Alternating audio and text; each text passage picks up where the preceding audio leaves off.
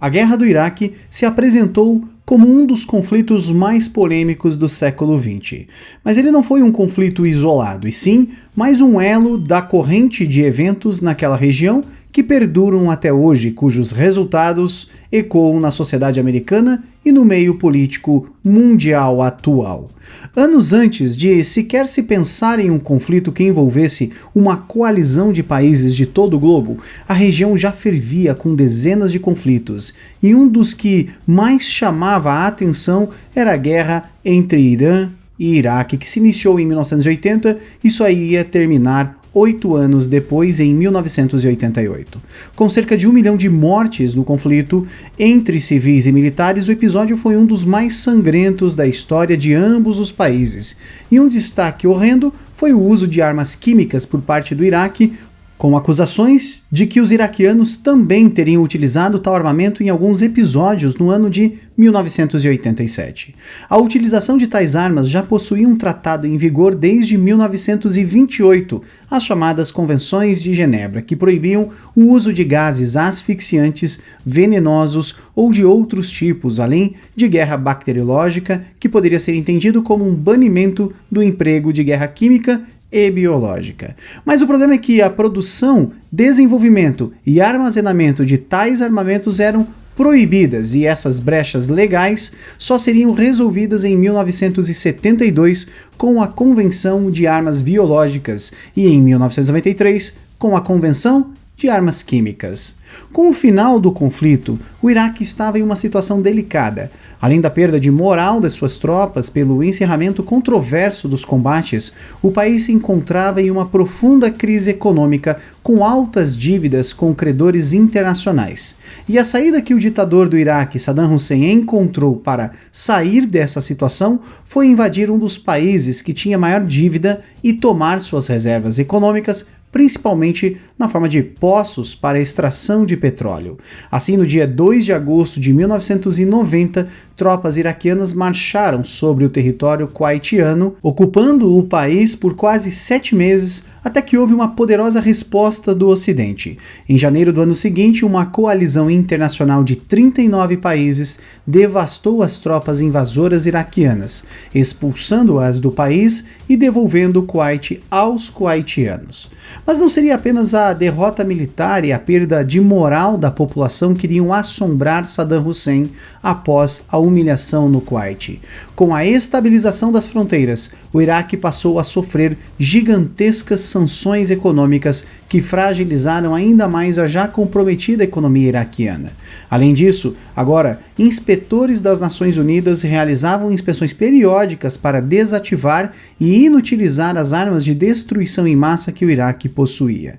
E mesmo após a invasão e consequente derrota, os líderes ocidentais decidiram deixar Saddam no poder. Mesmo que fosse uma ameaça, a ditadura iraquiana era útil como um contrapeso na balança de poder regional, já que o vizinho a leste do Iraque, o Irã, era também um país hostil à maioria dos países de primeiro mundo ocidental.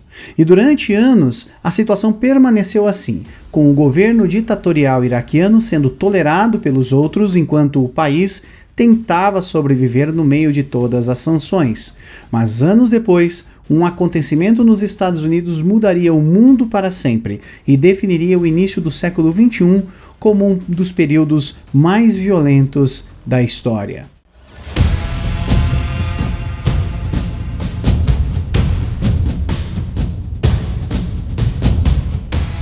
Os ataques terroristas em solo americano chocaram o mundo pela sua brutalidade e efetividade. 19 terroristas da facção radical islâmica Al-Qaeda sequestraram 4 aviões de transporte civil e fizeram o impensável. 2 das aeronaves foram pilotadas direto para o World Trade Center, um conjunto de 2 prédios localizados no coração de Nova York, enquanto um terceiro atingiu o Pentágono, que serve como a sede do Departamento de Defesa dos Estados Unidos. A última aeronave caiu em uma área desabitada após os tripulantes e passageiros tentarem retomar o controle do avião. Um ataque que vitimou mais de 3.000 pessoas e que, muito mais do que uma carnificina, serviu também como uma mensagem.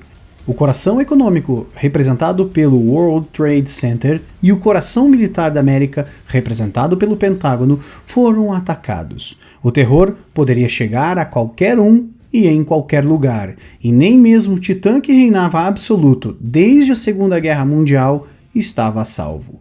Como resposta, os norte-americanos fizeram uma mobilização poucas vezes antes vista, e teve início a chamada Guerra ao Terror.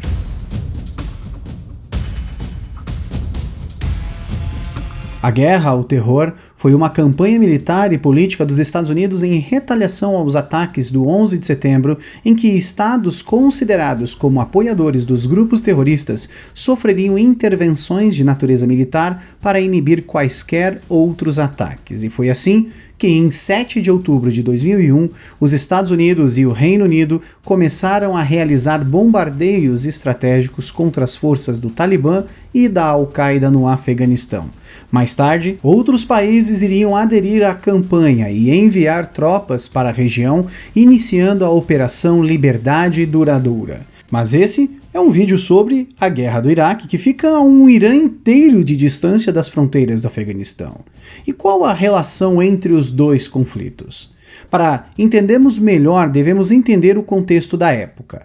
Utilizando agentes infiltrados armados, um pequeno grupo extremista havia ceifado milhares de vidas em apenas um dia no país mais poderoso do mundo.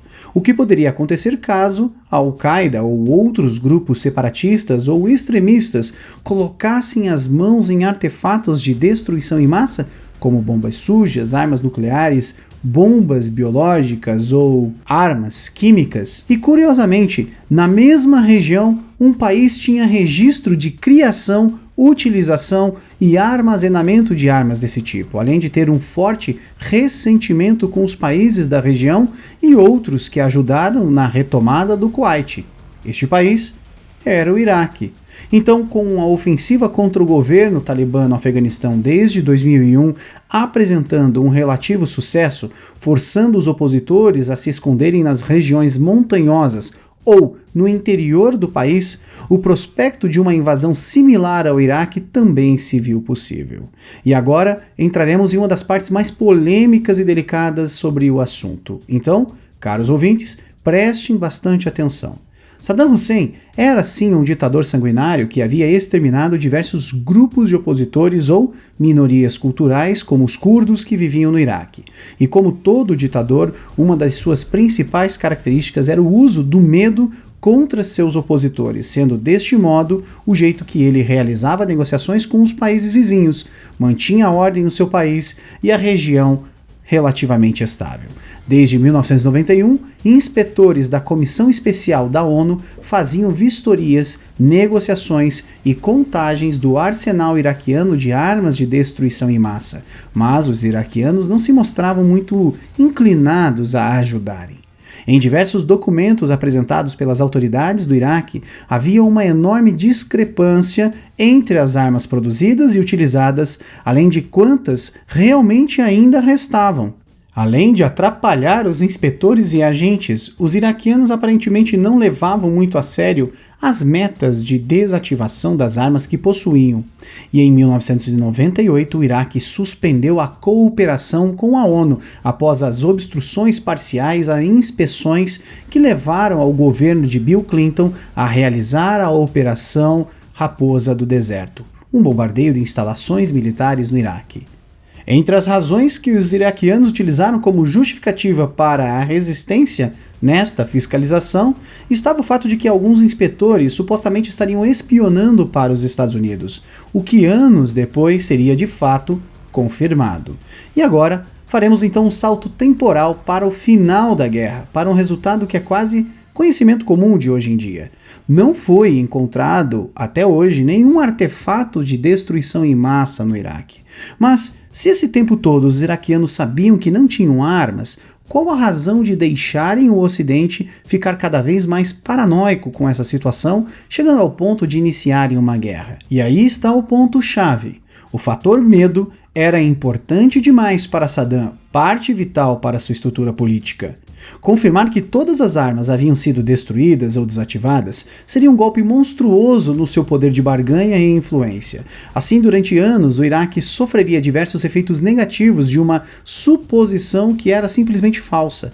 No mesmo ano do fim da cooperação com a ONU, os Estados Unidos passaram o ato de libertação do Iraque, que ofereceria auxílio financeiro para diversos grupos de oposição a Saddam Hussein, como os curdos iraquianos, por exemplo.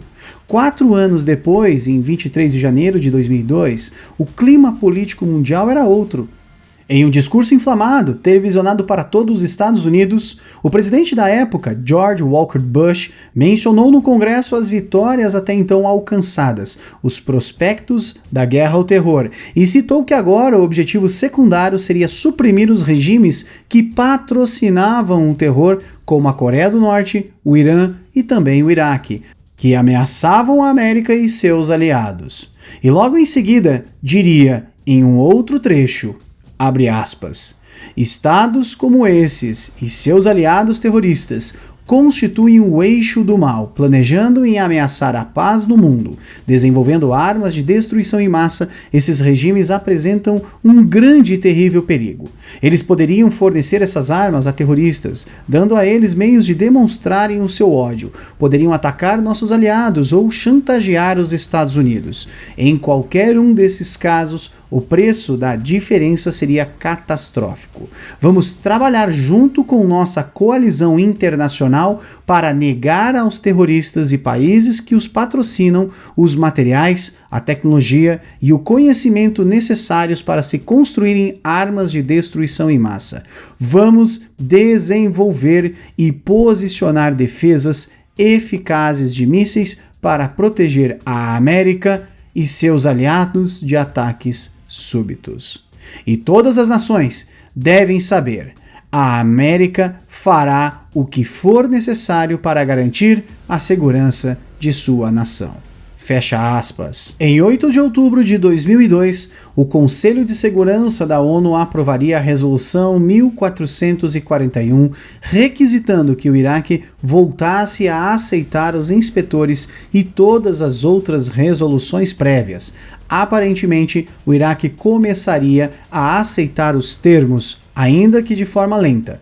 Essa visão da situação foi compartilhada por diversos países, como França, Alemanha, Canadá e outros aliados ocidentais, até mesmo com algumas propostas de se estender os prazos impostos aos iraquianos. Mas em 5 de fevereiro de 2003, o secretário de Estado americano Colin Powell faria uma exposição na ONU demonstrando inúmeras evidências contra o governo e permanência no poder de Saddam Hussein. Abre aspas, a seriedade deste momento é igual à gravidade da ameaça que as armas de destruição em massa do Iraque apresentam ao mundo, fecha aspas, disse ele no início de sua fala. Entre as acusações constava a tentativa de desenvolvimento de armas nucleares, e isso seria comprovado pela importação de tubos de alumínio, que seriam supostamente utilizados para a construção de centrífugas para enriquecimento de materiais radioativos. Uma carga desses tubos foi pega por forças especiais americanas e a CIA disse se tratar de materiais para a construção de armas nucleares. Mas outras partes da inteligência americana entraram em contato com especialistas da área que negaram que seria possível utilizar esses tubos para a finalidade de construção de centrífugas.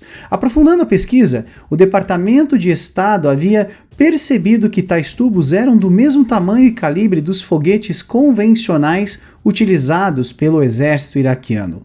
Powell ainda acrescentou, abre aspas, nossas estimativas mais conservadoras indicam que o Iraque possui entre 100 e 500 toneladas de armas químicas. Fecha aspas. E logo em seguida indicou em uma foto de satélite a localização exata onde dizia que havia armazenamento de parte de tais armamentos. Segundo o secretário, fontes como iraquianos que fugiram do país confirmaram as teorias, além de que muitos especialistas atestavam a alta probabilidade de se tratar de um armazém de armas químicas ou biológicas. Mas os especialistas americanos informavam exatamente o contrário, e as fontes iraquianas eram todos da oposição política ao regime de Saddam, que possuíam forte interesse em mostrar uma situação muito pior do que realmente era para os americanos. Tudo isso demonstra algo que, para nós, 2 décadas depois, é bem aparente. O governo americano já havia tomado a sua decisão, e agora os fatos seriam encaixados e contados da maneira mais efetiva a se mostrar como uma real ameaça do Iraque ao mundo.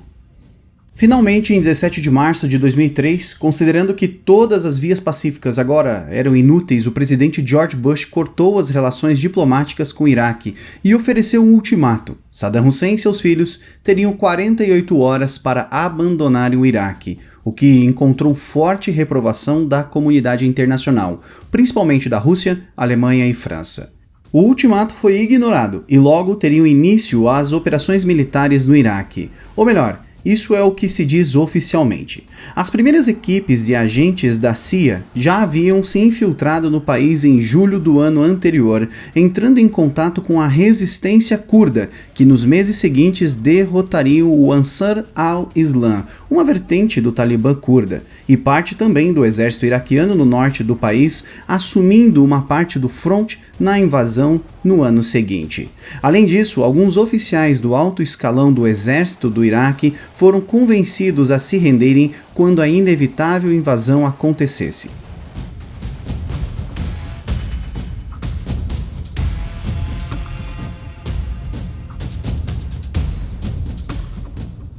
My fellow citizens, at this hour, American and coalition forces are in the early stages of military operations to disarm Iraq, to free its people, and to defend the world from grave danger.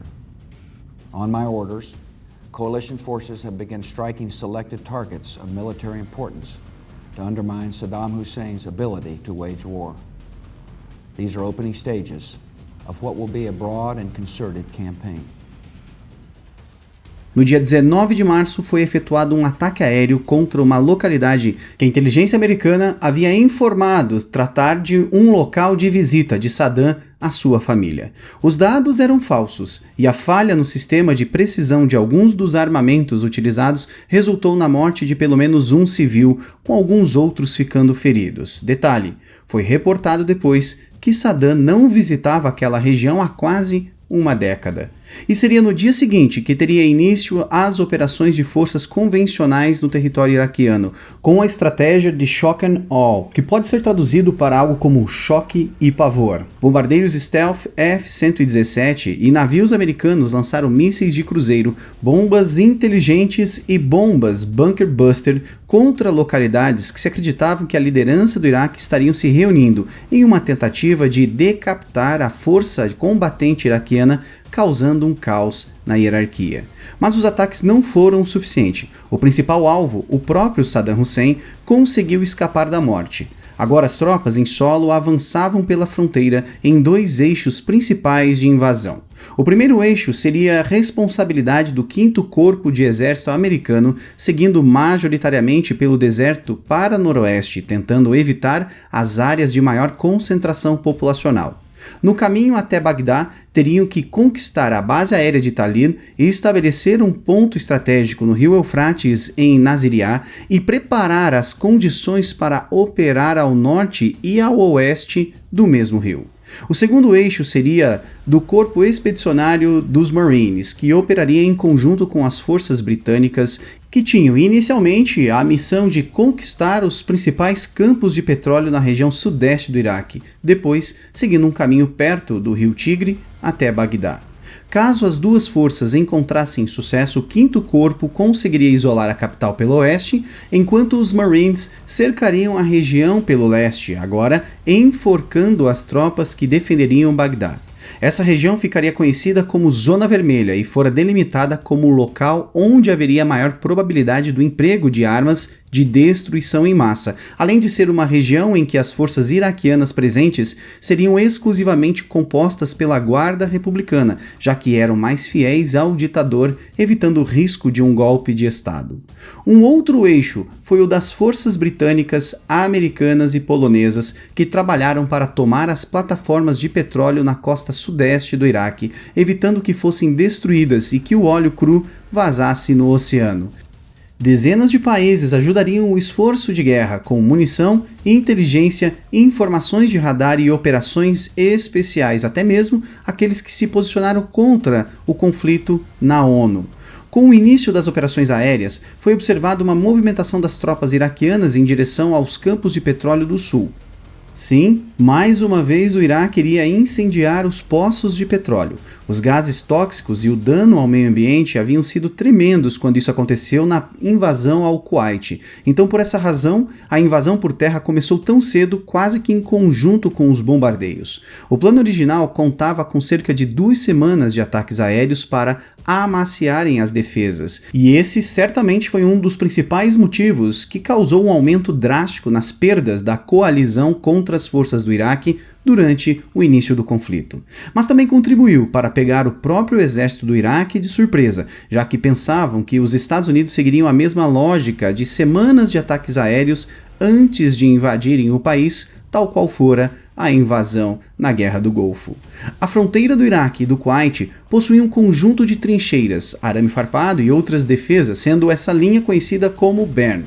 Antes de pisarem no Iraque, ataques de artilharia começaram a disparar munições com fumaça perto das torres de vigilância no lado iraquiano, possibilitando que as equipes de engenheiros americanos começassem a romper diversos pontos da Bern, possibilitando que as tropas conseguissem passar. Meses antes, as tropas americanas construíram uma réplica exata de parte da Bern em outra localidade do Kuwait para realizarem treinos e ver se era possível, em tempo hábil, realizar a passagem dos blindados e soldados para a invasão.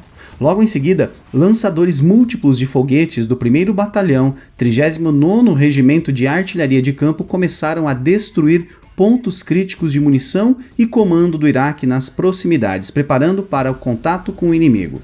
Com a passagem liberada, parte das tropas americanas agora seguiam para o primeiro objetivo, a base aérea de Talil e suas redondezas. E o exército iraquiano não ficaria imóvel. Como estratégia defensiva, além de posicionar a Guarda Republicana na capital, muitas unidades foram posicionadas ao longo da estrada número 6, que segue quase que junto ao Rio Tigre.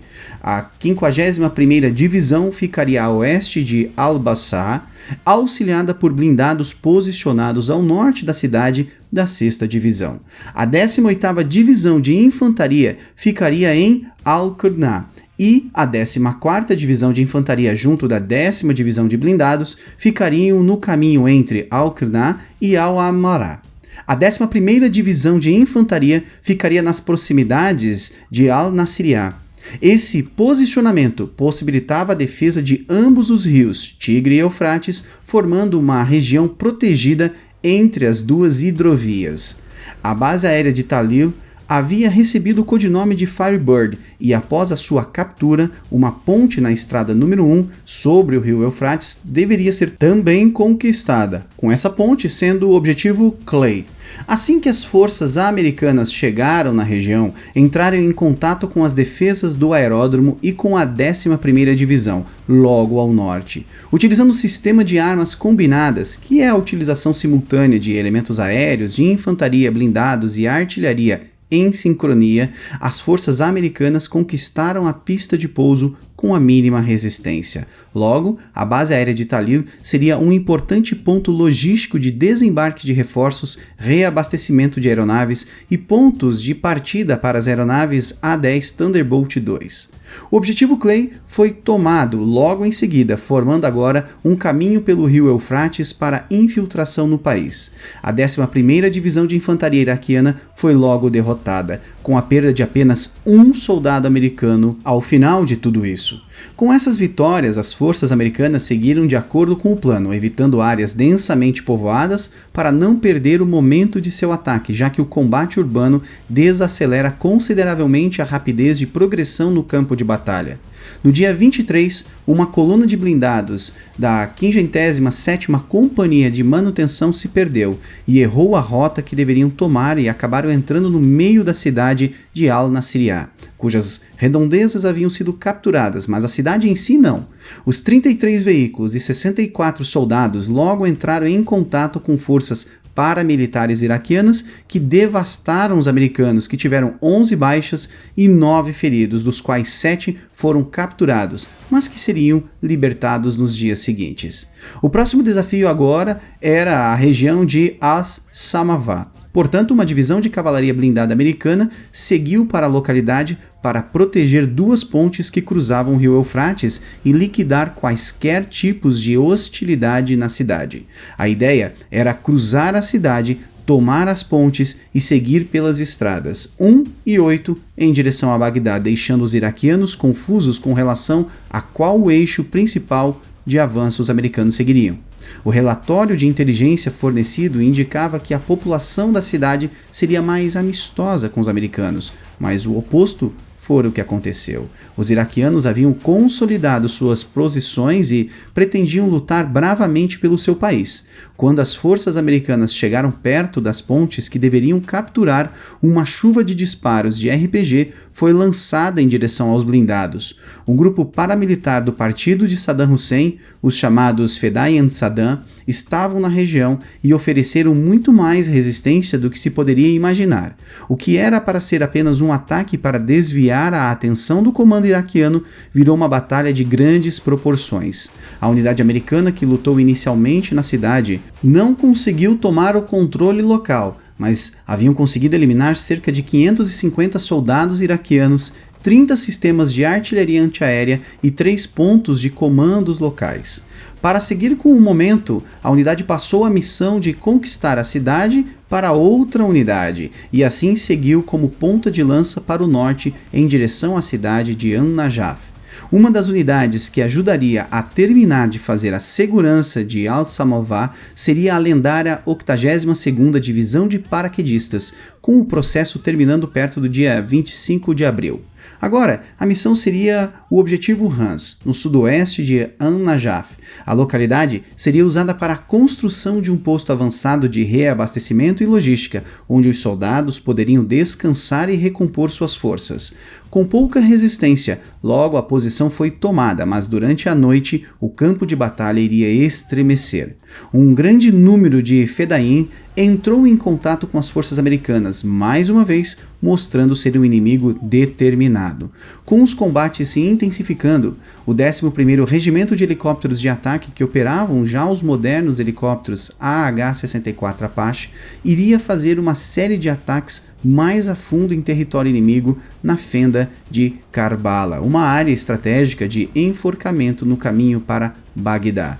O propósito da ofensiva era destruir peças de artilharia e blindados inimigos na retaguarda da 2ª Divisão de Blindados Al-Medina da Guarda Republicana. E para aqueles que pensavam que esse ataque seria apenas um passeio no parque, logo teria uma grande surpresa. Os mapas fornecidos aos pilotos mostravam que o caminho seria preenchido apenas por desertos, mas, na verdade, se tratava de um conjunto de áreas urbanas com baixa densidade. Nesses locais, canhões antiaéreos foram posicionados além de mísseis que eram disparados com um sistema de radar desligado, sendo pré-programados para explodir em determinadas altitudes. Observadores também foram posicionados em zonas que se suspeitava que teria passagem de aeronaves americanas, que logo comunicavam o rumo, o tipo e a quantidade de aeronaves para os centros de comando por meio de celulares. Além disso, engenheiros iraquianos conseguiam o controle da energia elétrica de cada pequeno vilarejo, podendo cortar ou restabelecer energia quando quisessem. Quando os helicópteros sobrevoavam as vilas, as luzes eram então ligadas, deixando sua silhueta bem aparente para quaisquer atiradores identificarem os seus alvos no céu e assim derrubá-los. poucos helicópteros chegaram ao destino da missão devido ao denso fogo antiaéreo e à perspicácia dos iraquianos, com um dos Apache fazendo um pouso forçado, com a consequente captura de toda a sua tripulação, resgatada apenas um mês depois. Dos 31 helicópteros da unidade, 30 continham danos resultantes de fogo inimigo. No quinto dia da invasão, um fenômeno interrompeu o avanço americano no Iraque, uma gigantesca tempestade de areia que, apesar de ter sido prevista, não pôde ter sua magnitude calculada antes. Toda a região logo apresentou um céu avermelhado com uma poeira cor de ferrugem cobrindo tudo o que tocava.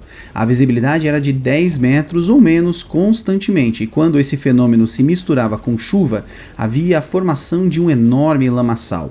No início, destacamentos de infantaria realizavam ataques durante as brechas da tempestade, mas logo ela se tornou tão severa que não havia mais o que fazer. Assim foi ordenado que fosse feita uma pausa para o descanso das tropas, que já estavam há dias em combate. Enquanto isso, aeronaves voavam acima da tempestade e atacavam posições da Guarda Republicana com armas de extrema precisão. A zona de ataque das aeronaves se estendia de Al-Qut, no Vale do Rio Tigre, até a fenda de Karbala e durou do dia 25 de março até o dia 27 daquele mês, sendo uma das fases da invasão menos documentada. Isso aconteceu devido ao fato de a maior parte dos repórteres de combate estar em terra, longe das aeronaves e sem alcance visual das missões. Agora, o 5º Corpo de Exército Americano estava em uma situação longe da ideal. Ao longo do seu caminho rumo ao norte, ainda havia pontos de contato com os Fedayeen, em grandes quantidades na retaguarda da sua tropa, e ainda não havia informações concretas sobre as tropas iraquianas na fenda de Karbala. Então, em conjunto com as forças dos Marines que lutavam pelo leste, realizaram missões de patrulha nas localidades já ocupadas para destruir forças inimigas restantes, sejam aquelas que haviam sido ignoradas ou as remanescentes de forças combatentes maiores que já haviam sido derrotadas. Após essas missões iniciais e a consolidação dos ganhos territoriais já conquistados, foi planejada uma nova ofensiva, tentando surpreender os iraquianos novamente pela velocidade.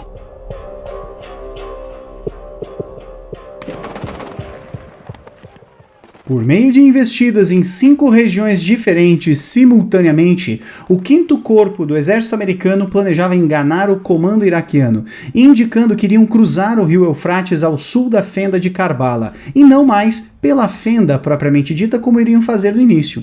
Então, a 2ª Brigada da 101ª Divisão Paraquedista, a lendária Airborne, atacou a cidade de Al-Hillah, testando as forças inimigas na área. Enquanto isso, a 1ª Brigada da 101ª cercou a cidade de Al-Najaf e a 2ª Brigada da também 82ª Divisão de Paraquedistas atacou ao sul em Al-Salavah. Agora, helicópteros Apache atacavam postos do exército iraquiano a sudoeste de Karbala, enquanto uma última força de ataque iria fazer um reconhecimento de combate nas proximidades da cidade de Al-Hindia, para levantar informações sobre as reais capacidades militares inimigas perto do rio Eufrates. E seria na cidade de Al-Najaf, uma cidade que na época tinha 500.000 de habitantes e estava a cerca de 160 quilômetros de Bagdá, que mais uma grande batalha se desenrolaria.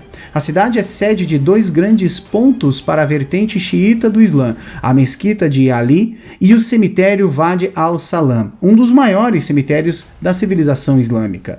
A estratégia de discipular os centros urbanos no caminho para Bagdá encontrou um empecilho em Najaf, já que constantemente grupos de combate iraquianos saíam da cidade e ameaçavam as colunas de suprimento que rumavam para o fronte do norte. Assim, quando as primeiras forças da 101ª entraram no perímetro da cidade, capturaram um grupo de 150 homens. Após a captura, os homens explicaram que eram civis e suas famílias estavam sendo mantidas como reféns na cidade por membros da milícia Fedayeen. Quando as famílias eram capturadas, o homem recebia uma pistola e era ordenado a matar os chamados cachorros infiéis americanos. E caso morresse em combate, recebia a garantia de que sua família seria cuidada.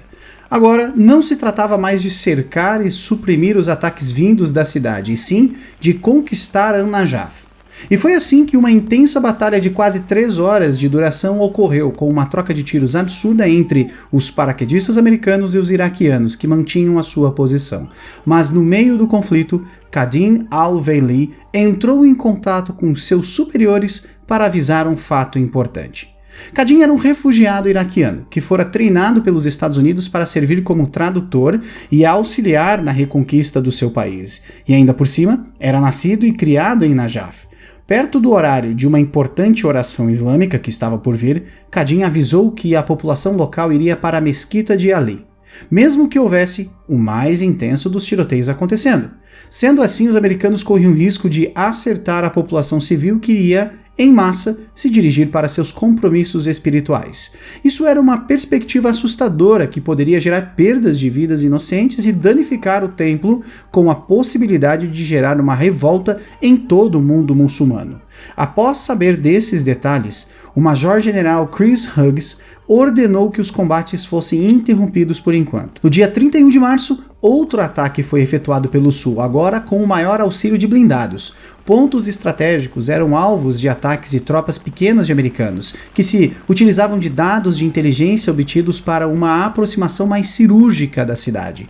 Cada vez mais, os americanos ganhavam território em direção ao coração de Najaf, e em seguida realizaram 2 missões envolvendo muitos militares, passando pelas ruas em comboios para testar o grau de agressividade que os inimigos que restavam iriam demonstrar. No dia 4 de abril, a 101ª Divisão conseguiu o controle definitivo da cidade. Após esse sucesso, a 101ª também receberia a missão de fazer uma emboscada na cidade de Hilá, parte da estratégia de confundir os iraquianos sobre qual seria a real direção do ataque principal. Na batalha em Hilá, membros de uma unidade da Guarda Republicana foram capturados, mas a unidade a qual eles pertenciam devia estar mais ao norte de Bagdá. De algum jeito, uma grande quantidade de militares iraquianos havia ido para o sul despercebidos. E a última peça do ataque de 5 frentes era o avanço na cidade de Hindia, perto de Karbala. Lá ficava o Objetivo Murray, um conjunto de pontes que possibilitaria o cruzamento do rio Eufrates, mas a real razão do ataque era chamar a atenção das unidades na fenda de Karbala, deixando um flanco exposto e indicando que aquele seria o ponto de cruzamento para Bagdá. Após enfrentar caminhonetes armadas com metralhadoras e pouca resistência no caminho, dentro de Haldia a história era outra. Disparos de RPG e armamentos leves eram mais intensos, mas os americanos persistiam até chegar na entrada sul da ponte do Objetivo Murray. A ponte havia sido preparada para ser demolida, mas os explosivos não foram instalados, apenas com a fiação pronta.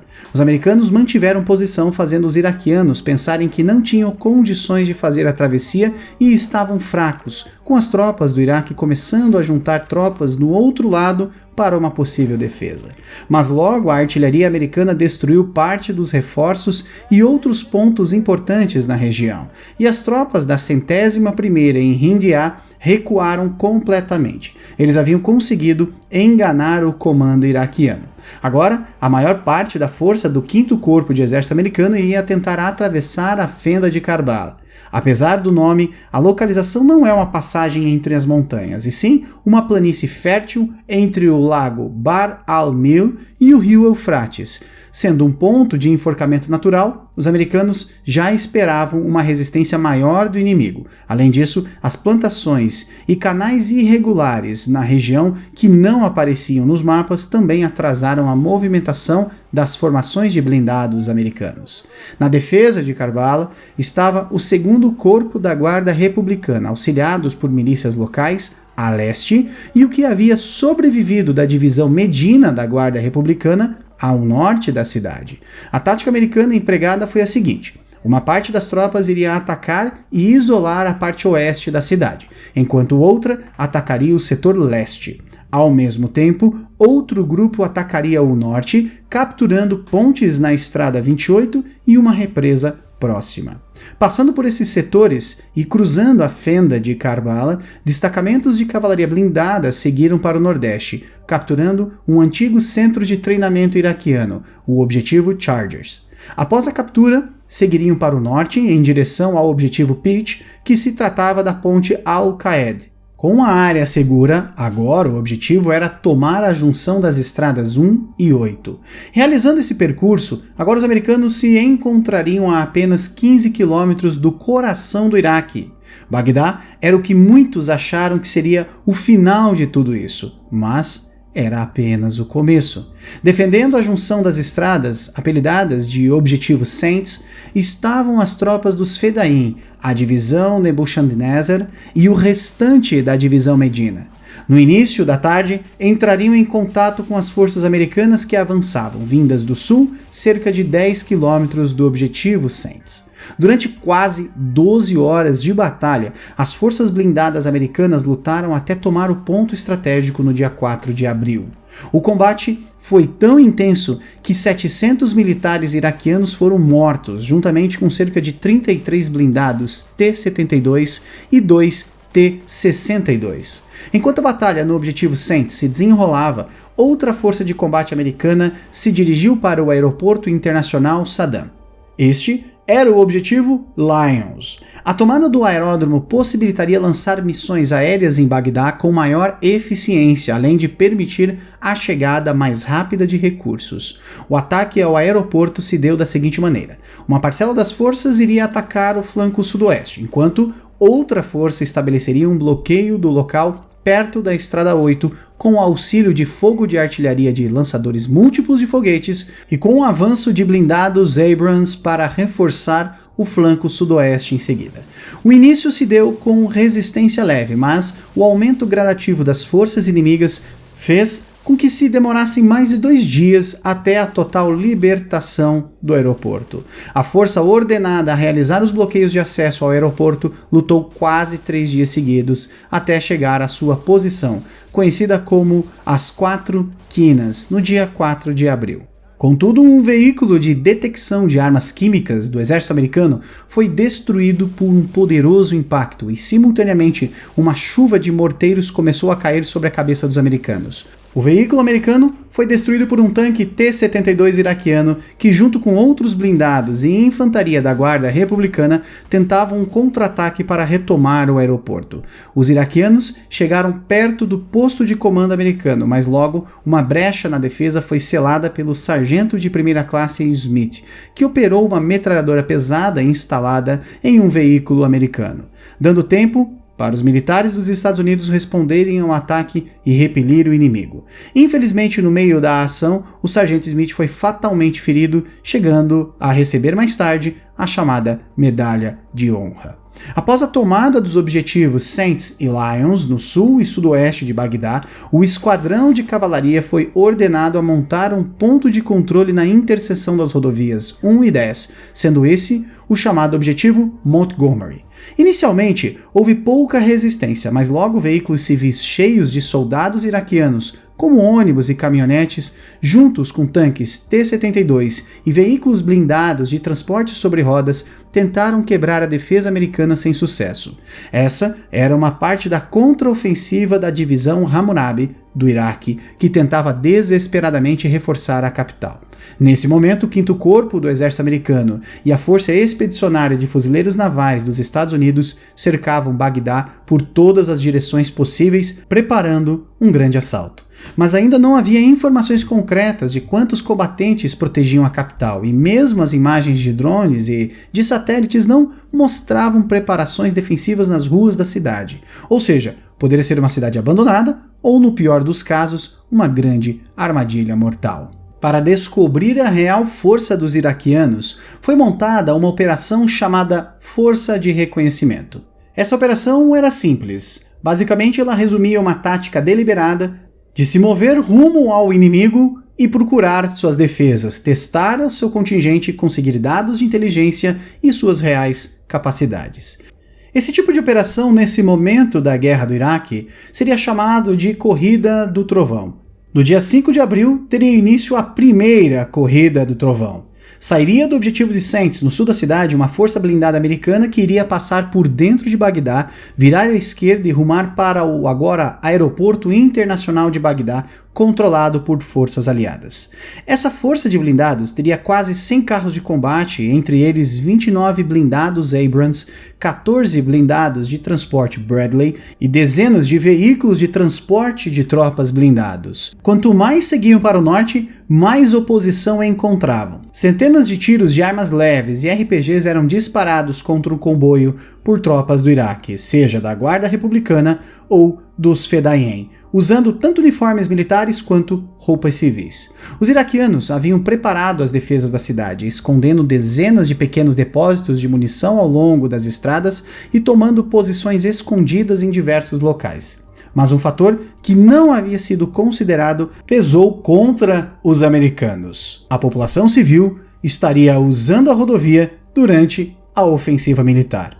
Durante a investida e troca de tiros, carros com famílias inteiras passavam pela zona de combate, oferecendo um grande risco de baixas de não combatentes. E essa situação se deu pelo fato de a população local não saber que os americanos já estavam tão perto da capital, pois não eram atualizados da situação no fronte, e a propaganda do ministro das informações iraquiano, Mohammed Saed al-Shafaa, apelidado de Baghdad Bob pelos americanos, dava a entender que as tropas estrangeiras haviam sido repelidas. Enquanto a coluna seguia em alta velocidade, ficava cada vez mais complicado distinguir os civis normais e os Fedayeen usando roupas civis. E de modo geral, não houve grandes incidentes contra civis. O maior incidente dessa operação foi quando um disparo de RPG acertou uma parte vulnerável de um tanque Abrams que começou a pegar fogo no compartimento do motor.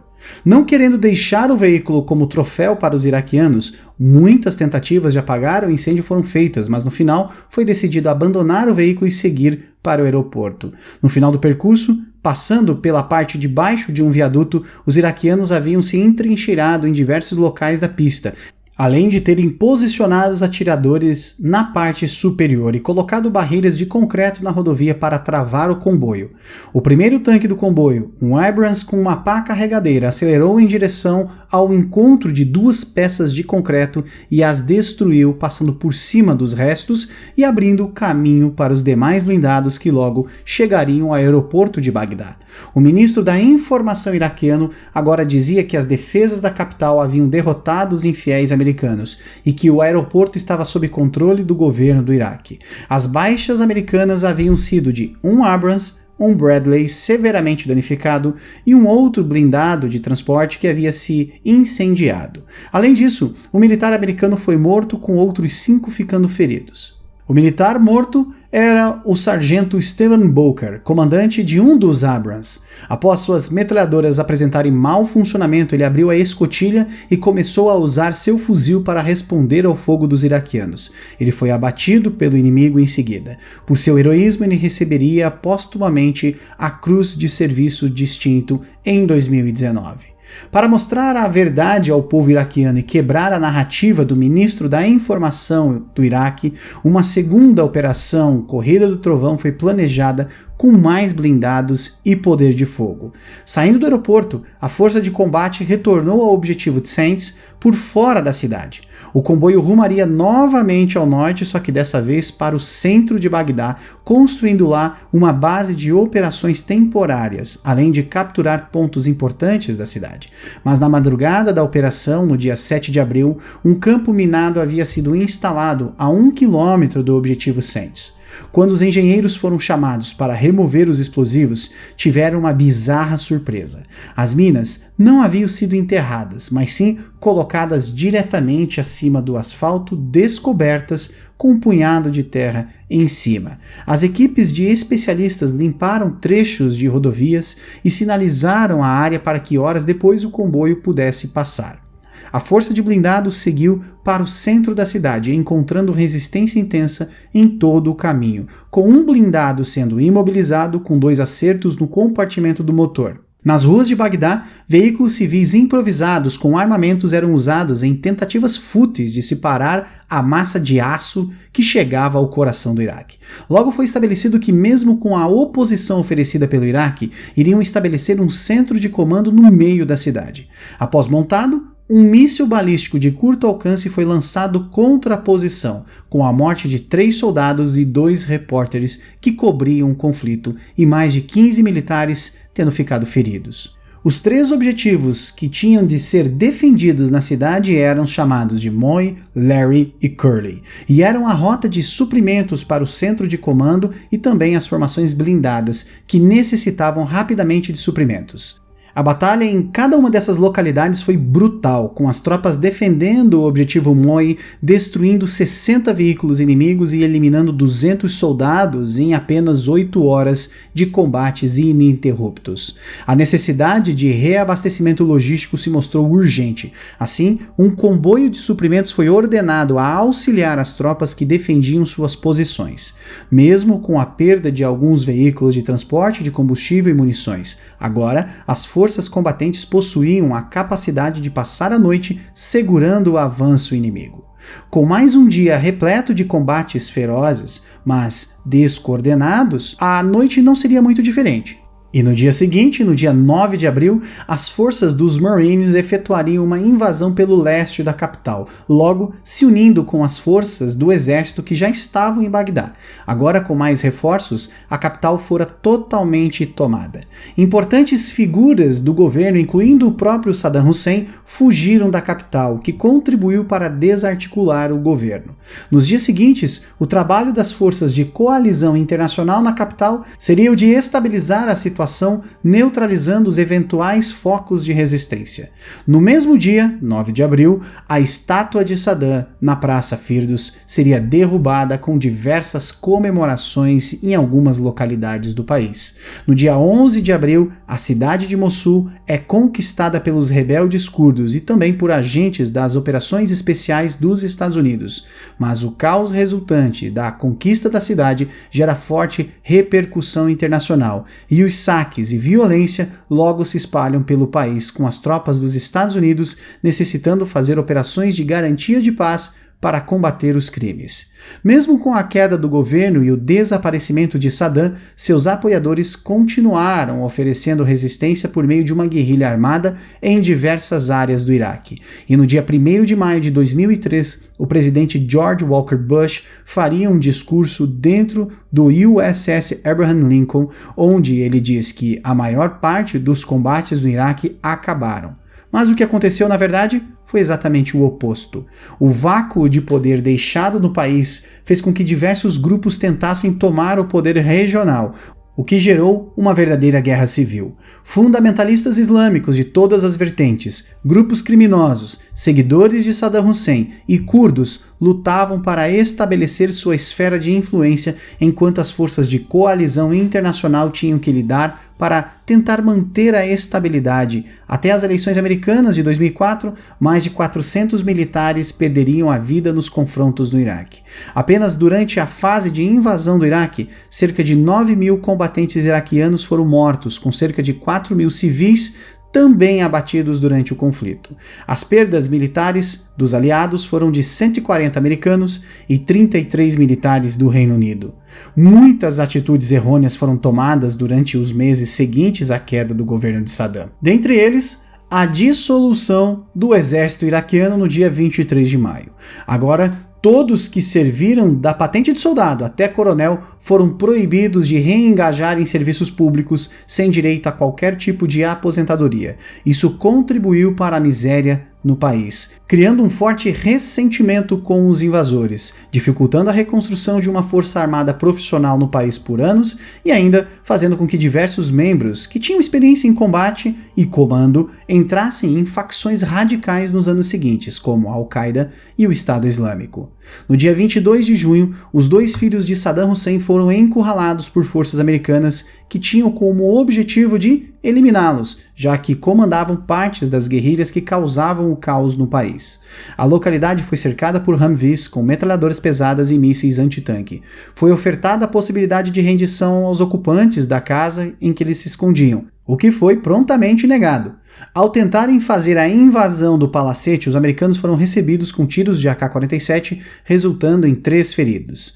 Mesmo com o disparo de metralhadoras .50, o uso de lançadores portáteis de foguetes e apoio de helicópteros de ataque, os ocupantes permaneciam entrincheirados dentro de uma sala com vidro blindado. Perdendo a paciência, o comandante do grupamento americano solicitou o disparo de 10 mísseis antitanque partindo dos Humvee.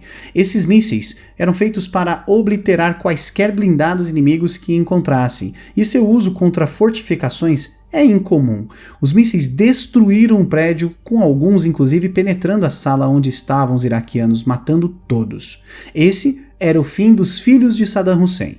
Um detalhe interessante é que os rebeldes Fedayeen liderados por Uday, um dos filhos de Saddam mortos no confronto citado, utilizavam capacetes pretos, similares ao do personagem Darth Vader de Star Wars. Era fato que Uday era um grande fã da série de filmes de George Lucas, então provavelmente achou que o formato era, de alguma forma, intimidador para seus eventuais inimigos. No dia 19 de agosto, um atentado suicida resultou na morte de diversos membros da missão de paz da ONU, incluindo o representante especial da instituição no Iraque, o brasileiro Sérgio Vieira de Mello, além de mais de 22 membros da missão que estavam no local, resultando na evacuação de diversas pessoas do país. Mas seria só em dezembro do mesmo ano que uma das últimas peças do quebra-cabeça seriam encontradas. Após meses de procura, as forças que caçavam Saddam já haviam feito mais de 500 sondagens em diversas localidades onde se achava que o ditador poderia estar escondido. Mas seria em uma pequena casa de barro, poucos quilômetros de distância do QG das forças americanas, que encontrariam então o ditador. Após o interrogatório de um oficial de seu círculo interno, a posição de Saddam Hussein foi finalmente revelada, e dentro do pobre casebre, em um buraco improvisado com uma pequena ventilação, foi encontrado o presidente e ditador do Iraque, Saddam Hussein. Abre aspas. Eu sou Saddam Hussein, presidente do Iraque, e estou disposto a negociar. Fecha aspas, disse ele no momento de sua prisão. Ele foi preso imediatamente e no dia 30 de dezembro de 2006, após seu julgamento, Saddam foi executado por enforcamento. Esse foi apenas o início da Guerra do Iraque e a fase de invasão. O conflito se estenderia até 2011, pois as instabilidades políticas, econômicas e sociais assombraram o país por quase uma década inteira. As reais causas da vontade americana de se ter realizado a invasão talvez nunca sejam plenamente esclarecidas. Algumas fontes afirmam que seria simplesmente para garantir fontes de petróleo para o mercado americano, enquanto outros dizem que era uma demonstração de poder. Mas o fato é que um ditador terrível foi deposto e uma situação extremamente negativa perduraria no país por décadas, até hoje sendo possível observar os seus efeitos na sociedade iraquiana. A islamofobia no mundo inteiro também foi enormemente intensificada, com uma grande massa não entendendo que as pessoas que realizaram os ataques do 11 de setembro nada tinham de relação com o Iraque e que uma parcela microscópica dos muçulmanos que foram os responsáveis pelos ataques não eram iraquianos. O respeito com a religião islâmica até hoje enfrenta preconceitos originários nessa época. E para você, qual foi o real motivo que impulsionou o governo Bush a começar este conflito? Deixe aqui embaixo nos comentários a sua opinião.